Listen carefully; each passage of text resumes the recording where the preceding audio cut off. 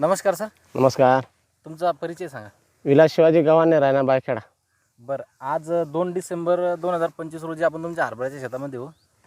तर या हरभऱ्यासाठी आपण ग्रीन प्लॅनेटचे काही प्रोडक्ट आपल्यासाठी वापरण्यासाठी दिले होते. हो, मी सुरुवातीस म्हणजे ट्रीट म्हणजे बुरशी आपल्या हरभऱ्याला बीज प्रक्रियेसाठी ST वापरला. बरं. आणि त्याच्यासोबत आम्ही भूमी पॉवर, हं.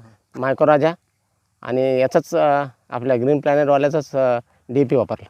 बरं, म्हणजे जेव्हा आपल्याला हरभऱ्याची पेरणी करायची तेव्हा या STने आपण बीज प्रक्रिया केली. हो. आणि भूमी पॉवर, मायक्रोराजा आणि ग्रीन प्लॅनेटचा ऑर्गॅनिक जे प्रोम आहे हो, हे आपण याला पेरणीसाठी वापरलं. हो. तर हे वापरल्यामुळे तुम्हाला काही फरक वाटते का बा उगवण शक्तीमध्ये किंवा मुळीमध्ये काही? नाही, उगवण शक्तीपेक्षा बी उगवण शक्ती तर छान आहे झालीच, पण तेचंही का नाही, जिथं ग्रीन प्लॅनेटवाल्याचं म्हणजे आपण ST वापरलं, हे वापरलेलं आहे का नाही, हो हो. तर हे ST वापरल्याच्यानं हा कोमटा जे आहे ह्याचं म्हणजे हे रोपटं ते फार असं टवटवीत दिसते. बरं. आणि हरभऱ्याला वापरण्याच्या अगोदर आपण तुम्हाला हळदसाठी पण दिलं होतं. हो हो. तर हळदला वापरण्या अगोदर आणि वापरल्यानंतर काय काय बदल झाले बरं? हळदीत म्हणजे आमूलाग्र बदल झाला सर, सांगायचं म्हणजे.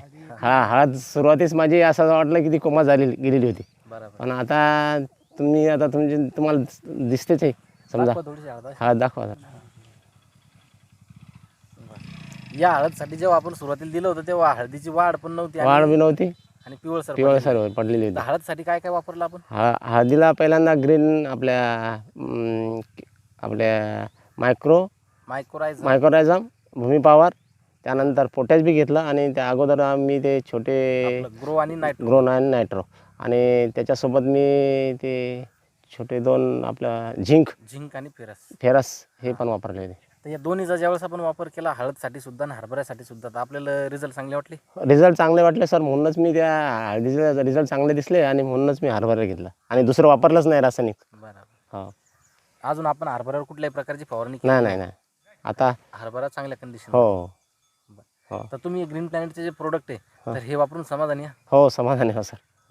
तुम्ही ग्रीन प्लॅनेटच्या मिशनमध्ये सहभागी झाल्याबद्दल तुमचे खूप खूप धन्यवाद. हो, धन्यवाद सर.